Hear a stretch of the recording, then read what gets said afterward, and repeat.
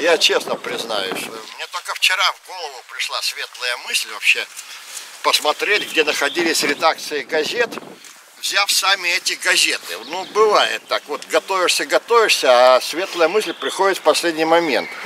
И в последний момент я рванул в Национальную библиотеку уже перед ее закрытием. Слава Богу, спасибо нашим библиотекарям, они у нас все ненормальные в хорошем смысле этого слова. Вот, они готовы работать день и ночь. Они мне вытащили газеты, оказалось, что не все газеты есть, старые газеты вообще находятся в том желтеньком доме, который мы прошли в доме Суханова, в музее. Я рванул туда, там уже закрывалось, но у нас и музейщики ненормальные, поэтому в хорошем смысле слова. Поэтому они, конечно, я им приношу публичные извинения, но они мне газеты достали. Так я выяснил, что вообще-то вот не первая на данных редакции была здесь. Сейчас об этом как раз и расскажу, об этом месте. Дело в том, что газета «Зарянская жизнь», первая газета, выходила до 21 года. Называлась она «Зарянская жизнь». В 21 году она ненадолго была переименована в газету «Удж», «Труд». Но «Удж» выходил очень недолго, полгода в 21 году, до того времени, как не образовалась Коми-автономная область. Кстати говоря, как раз вот в это время редактором «Зарянской жизни» уже, а потом «За Новый Север» стал Виктор Савин. И я сегодня странно с утра вычитал довольно интересную мысль. Вообще Виктор Савин довольно скептически относился к переводу печати на коми-язык. Вот.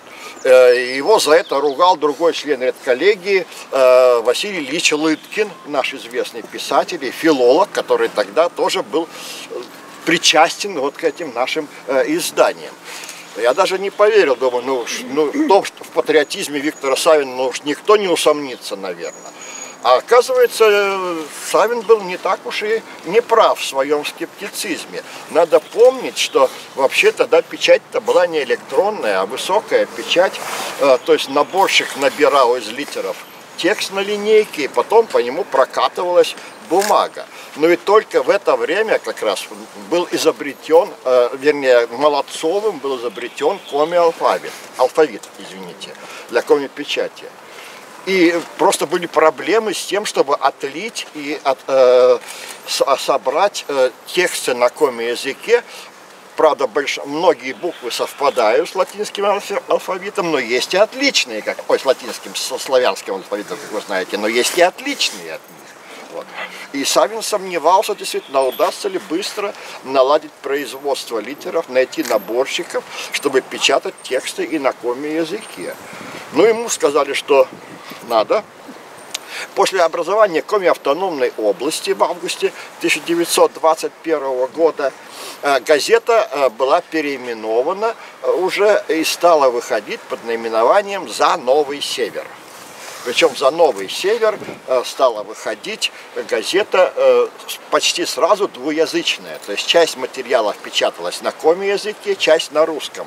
Причем даже их обязывали печатать хотя бы раз в неделю, а газета «За Новый Север» выходила сперва 3 раза в неделю. У нее повысился тираж, он дошел до, сегодня, конечно, смешной тираж, до 2000 экземпляров. Но надо иметь в виду, что для тех времен это приличный тираж. Я тоже у Савина вычитал интересную заметку, он чем аргументировал, что надо бы издавать газету на русском языке. На русском языке газету сможет прочесть 25% населения коми-края, говорил Виктор Савин. Вот. А на коми намного меньше. Но заметьте, 25% всего. Мне не пришло сразу в голову, что даже народ-то был безграмотный в основном. Ликвидация безграмотности только началась. И газета действительно была не общедоступным источником информации, а только вот примерно для 25% максимум грамотных людей. Вот. Не более того. А по коми говорить-то все могли. Это не вопрос, а читать-то могли очень немногие в 20-е годы. Тем не менее, повторяю, газета сразу стала выходить на 2 языках. Вот. И редакция газеты в 20-е годы, где Виктор Савин работал, помещалась по адресу улица Набережная, дом 41. Это не здесь. Туда мы не пойдем, потому что это далеко, на самом деле. Нет, хотя... А потом она переехала в дом по улице Набережной, дом 38. Сегодня дом 38, ну, улица Набережная, это улица Кирова, как вы, наверное, уже все знаете. Тут большинство уже не раз с нами ходит. Но улицей Кирова она стала в 1934 году, после того, как 1 декабря 1934 года был убит Сергей Миронович Киров. Тут же в декабре улицу переименовали. До 1934 года она была набережной. Сегодня адрес Кирова 38, это вот это здание МВД. Вроде Кирова 41 и Кирова 38 рядом. На самом деле не рядом.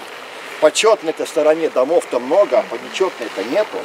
То есть Кирова 41, тогда набережная 41, это вот первые дома за судмедэкспертизой. Вот там, представляете, да, в ту сторону, где был трест Комилес, тогда там находился когда за год контора, где выделили одну комнату под редакцию этой газеты.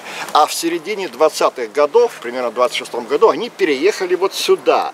Дом Кирова 38 стоял на двухэтажный деревянный дом, так называемых дореволюционных присутственных мест, находился вот на том месте, где сейчас стоит детский центр. На углу улицы Коммунистической и улицы Кирова, будем называть их современными названиями. Вот, можно сказать, первое, ну, по крайней мере, известное мне место, где стоял дом, где помещались редакция, а редакция занимала аж на 2 комнаты на 2-м этаже. Вся умещалась, вся. Потому что вся редакция состояла, ну, в общем-то, из 4-5 человек. Это ответственный редактор за выпуск, это секретарь редакции, это вот корректор, вычитывающий тексты. Вот, собственно, и все. Потому что, повторяю, журналистская сеть была вся, практически вся общественная. Вот редактор, тогда это был Виктор Савин, повторяю, он один или там с помощниками, он писал целые номера. Он потом писал, что освободите меня, пожалуйста, для литературной работы, я не могу больше. Вот. У меня не хватает сил одному выпускать газету от корки до корки. Она была 4-полосная, вроде и небольшая, вот, но тем не менее, ну, кому интересно, попробуйте сами написать. 3 раза в неделю, не ежедневная, по 4 полосы заполнить. Она уже в это время, газета стала выпускать, конечно, и уже центральную информацию. Вообще зырянская жизнь в основном ориентировалась на местные материалы. Вот, потому что тогда еще сперва не было практики присылки из центра готовых материалов, которые нужно было печатать в обязательном порядке. Были телеграммы там с постановлениями, они небольшие. Но к 30-м годам уже пошла практика передачи официальных материалов под названием «Партийная жизнь» и так далее из центра. И эти сводки и материалы, особенно по международному положению, газеты были обязаны публиковать 1 к 1 без корректировки. Правда, там могли быть определенные опечатки, я думаю, что Игорь Алексеевич вам расскажет. Я только... Нет, нет, не расскажет. Нет, я просто знаю случаи, которые опишут наши журналисты, относящихся к более позднему времени, когда, скажем, после войны, вот там газета «Красное знамя» уже, нет, еще «За Новый Север», я только один случай расскажу, надо было уже после войны. Случайно наборщик промахнулся и напечатали официальный материал под названием от Верховного Главнокомандующего, это Сталин, с информацией о проведении там каких-то мероприятий. В слове главнокомандующий была пропущена буква «Л». Вот. За что редколлегия имела определенные неприятности, скажем так. Ну, правда, надо отдать должное, не посадили. Вот, не посадили, но с работы всех турнули на всякий случай, конечно. Хотя, может, и посадили. Кстати говоря, первый редактор «Зырянской жизни» Дмитрий Попов, он был недолго редактором. Надо сказать, что не шибко-то репрессирован даже. В 1937 году Он был работником Госбанка, потом служащим советским. Его, конечно, арестовали. Не без этого, с таким прошлым и на свободе у нас в то время оказаться было довольно сложно. Но надо сказать, что ему повезло, он ничего не признал, следствие длилось 2 года, и в 1939 году его освободили. Ну, тут, я не знаю, может назвать повезло 2 года в тюрьме просидеть, но тем не менее срок он не получил, он был освобожден за отсутствием состава преступления. Вот, так сказать, в Бериевский откат. И потом не знаю, что с ним стало, честно говоря. А вот здесь, в этом здании, редакция газеты «За номер Север», а надо сказать, что с 28-го года, я забыл упомянуть, газета была переведена полностью на коми язык. И стала называться, вернее, она уже стала называться «Югытуй» сперва. Вот. Но было принято решение, что выпускать газету только на коми языке, ну, нельзя. И вот с 30-го года они разделились на 2 газеты. «За Новый Север» и «Югытуй». «За Новый Север» газета выходила на русском языке, «Югытуй» на коми языке. И так появилось 2 редакции. А теперь мы пройдем к тому месту, где эта газета, собственно говоря, и печаталась. В 21 году газета «Зырянская жизнь» была переименована в «Югытуй», вот, а не «За Новый Север», извиняюсь сразу. Просто сперва газета «Югытуй» выходила на русском и на коми языках, а с 28 года «Югытуй» стала только комиязычной газетой. И вот в 30-м году уже она была разделена. С 30-го года на русском языке выходила газета «За Новый Север», а на коми языке газета «Югытуй». К этому времени печатались уже разные журналы, но мы это опускаем. Почему мы здесь встали? Потому что вот эти газеты печатались вот здесь, в этом здании. Дело в том, что типография Следникова, мягко говоря, не отвечала уже потребностям новой печати.